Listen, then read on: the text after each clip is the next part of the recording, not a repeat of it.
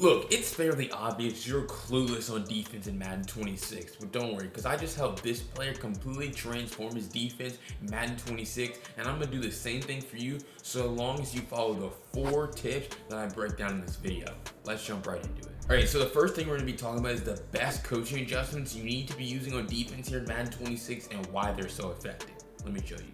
Alright, so I have to move over so you can actually see, but make sure you have your cornerback matchups, please just leave this on balance.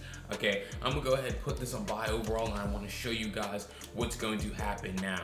Okay, it's not going to happen to me here in practice mode, but this will happen for you in a real game if the offense no huddles and you have your coaching adjustments on your cornerback matchups on default here, or excuse me, you have it on anything but default. This is what's gonna happen.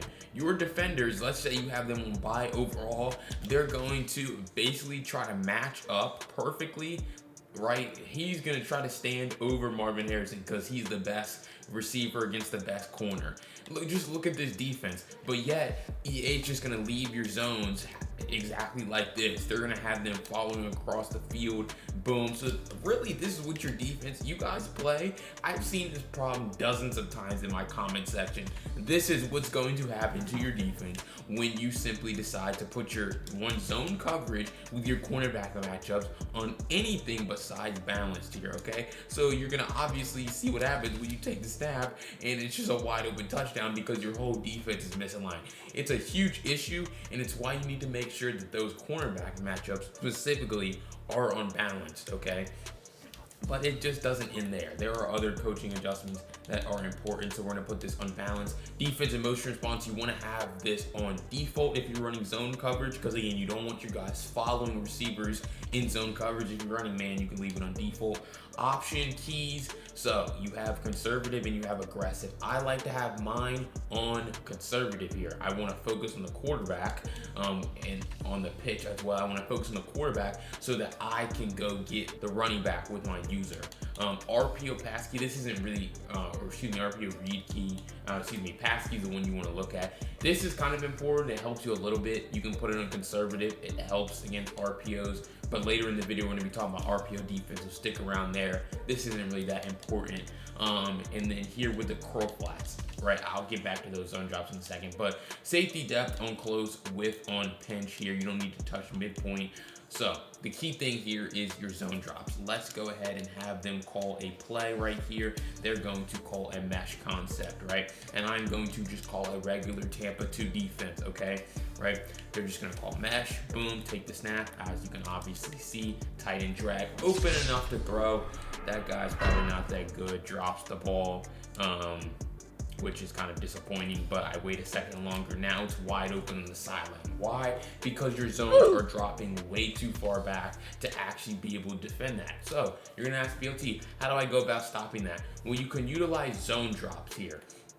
You can put your flat on 5, or you could simply just leave those curl flats on 5, call a cover 3 defense now, and you're gonna be able to see, because you have your flats on 5, they're going to do a much better job of just sitting in that area. You see where he's sitting, throw it, and it should be intercepted simply because you have a zone drop sitting at the perfect depth, to be able to take away this pass. You can also see other side, boom, try to throw that, pass gets knocked out and intercepted. Shout out to Tip Drill. But yeah, it's really easy to, when you start to understand how you can utilize your zone drops. All right, so the last thing I'll talk about with the coaching adjustments here, you have a flat on 20, right?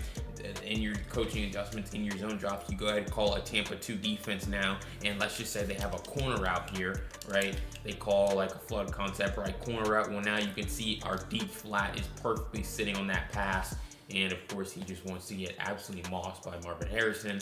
But you can just kind of see the concept here. He's sitting in the perfect position to be able to stop that really great defense here. Pass thrown out of bounds. Really nowhere for them to go with that pass here. Corner out. I really wish number 21 would stop sucking and just break this pass up like normal. Boom, there you go.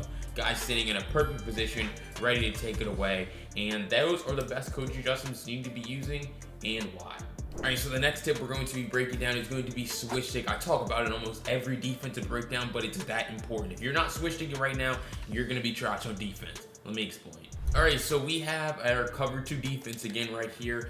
This time it's actually going to be cover 2 hard flat, okay? They're going to have a corner out to the tight end, and I'm going to just have this pass to A is going to be wide open there on the sideline. You can see, give me a little bit more time in the pocket, right? Pass is an easy throw down the field. Boom.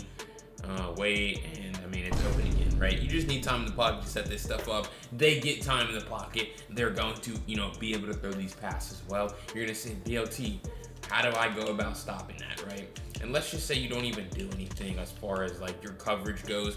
All you have to do, start the play on a guy who's in coverage, okay? You cannot blitz your user. This is a common misconception that you see with the switch stick. You cannot have a guy in a blitz assignment blitzing your user and expect to be able to switch stick with the right stick. You can use the D-pad. You can press D-pad up, left, right, or down, right? To be able to switch stick when you're blitzing, but you want to have a guy in a coverage assignment, a zone or in man coverage, okay? So what you're going to be able to see is we have let's see, what do we have? We have a cover 2 right here, and I'm going to take this snap, switch stick onto Certain, and come up and take away the corner out, okay? You also saw how I started the play on Singleton, then I got switched onto a safety, although the whole time I just meant to get onto Certain.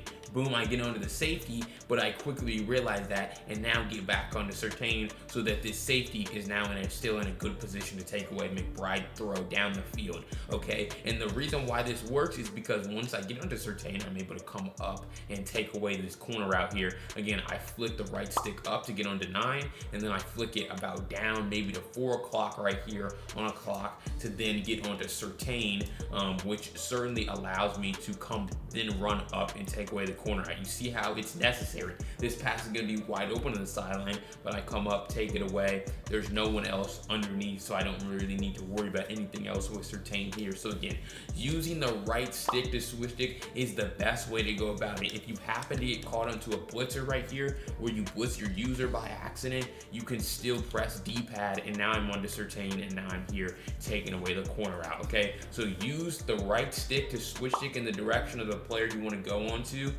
when you're in a coverage assignment, which is going to be most of the time.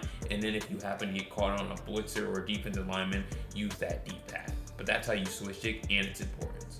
All right, so if you like those first 2 tips, they're not even gonna compare to what I have next for you later in the video, so make sure you go down below and hit that subscribe button. All right, so the next thing I'm gonna be breaking down is RPO defense. You guys are tired of getting gashed by RPOs? Let me show you how to stop. Okay, so we have RPO read the bubble right here for the offense. We're just gonna come into any play. I like stopping these plays from Tampa 2, okay? You need to identify where the bubble is going to go here, okay? If they're in a doubles formation, realistically, it could be to either 85 or 14, but you have pattern recognition. You start to understand formation this game. It's going to 14 here, strong side of the play, right? So we're gonna have our RPO out here to this left side. All I'm going to do, you can put, in this case, your slot corner in a hard flat here, pass commit your defense, okay? And you're gonna see what's gonna happen.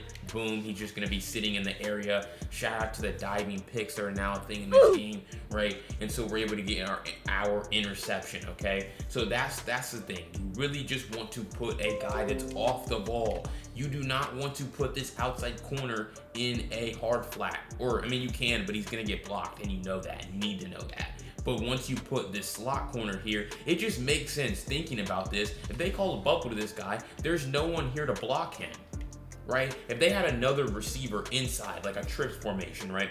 And there was another guy that could block your guy, maybe you would need to move your guy inside a little bit more. But there's no one here to block him. So you just put him on a hard flat and pass commit your defense. That's the key, the pass commit, okay? There's gonna be times where if I just put him in a hard flat, right?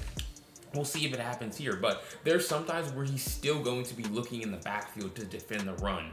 Boom, right here. Okay, he still does a good job here. I didn't pass commit right there, but I'm telling you guys, trust me, there's gonna be times where if you just put a hard flat or you just put zones out there to stop these RPOs, there's gonna be times where they're still looking in the backfield to stop the run. So the pass commit is really the best way to ensure that he's never looking in the backfield and he's always just gonna be out there, in position to stop the RPO pass or the RPO bubble. Because these are really the most common, and that's a crazy drop pick. bit. But whether they want to just put a flat, because that's the new kind of meta here, is they want to put those flats instead of those bubbles. This defense is going to do a great job of stopping that too, because he's just going to be sitting perfectly in the position. He's going to immediately crash down the pass, and it's great defense. But, you know, it's a RPO, so you still have to make sure that you're doing a good job of stopping the run, right? So even if we set the defense up the same way here, boom, put the hard flat pass commit, okay? Well, now you're going to see, boom, they take the snap. I'm just following the play, force him to cut back, and we come up and make a tackle, right? So obviously you would like to have a little bit better run defense there with your user, but if we go ahead and do it again, boom, and we're just able to bring that guy down in the backfield. This run in particular is a little tough to stop with your user, so when that's the case, it's all about setting the edge with your user, trying to force him to cut back, taking away his primary area. I mean, you can just see how this play kind of develops where they're not blocking that backside linebacker, so he's going to come in free. So just trying to set the edge with your user. If it's an inside zone run, then you're just trying to loop around and dive tackle the guy in the backfield. But that's how I like to stop RPOs, both the pass and the run aspect, every single time. All right, and this fourth tip, I promised you guys would be the best, and so we're going to be talking about red zone defense. Let me show you.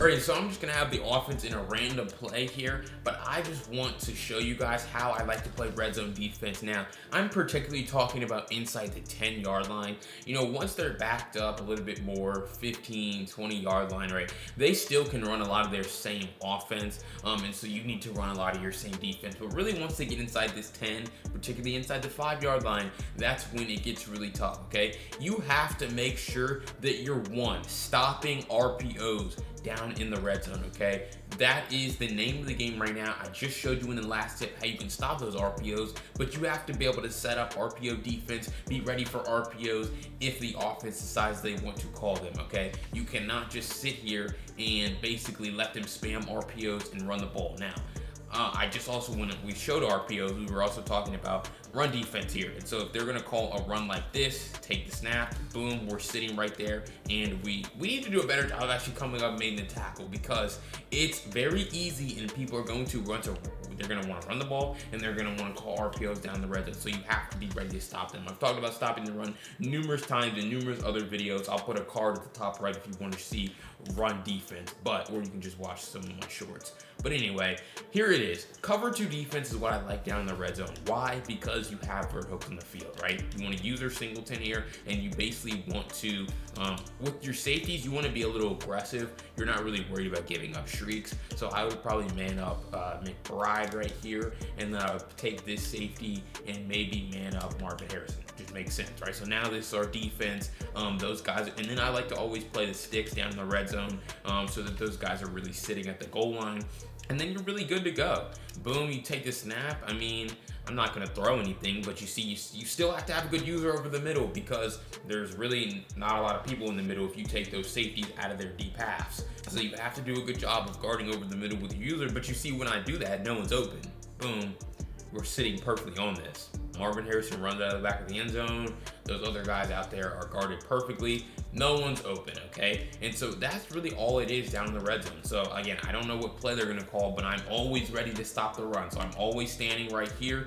Boom, they're gonna call a pass play. I'm here with McBride. Boom, and then I would come down probably to stop a quarterback run or that backside dig to be, okay? So it's all about having a good user here down in the red zone. Boom, another pass, boom. No one's open. Terrible play from them. Our Vert Hooks, you see Singleton and the other guy, whatever his name is, they're doing a good job of just standing tall right here, sitting at the goal line. Take this away. Beautiful stop route, bagged, okay? Hish route here, McBride, bagged, right? Great defense here down in the red zone. Just call a simple cover 2, but the key things, stop the run, stop RPOs, and have a good user over the middle of the field while being aggressive with your safeties, because it's so compact down in the red zone. Hopefully that helps. All right, and defense is really that simple here in Madden 26 once you start to implement all 4 of these things I showed you in this video. Comment down below what you're still struggling with, but also, if you want one-on-one coaching here in Madden 26, I'll correct everything that you're doing wrong on offense, defense, situation management, whatever it is, I can do it for you. And I just did it for this player right here, so I know I can do it for you. Check out this video for more information. I'll see you on the next one. Peace.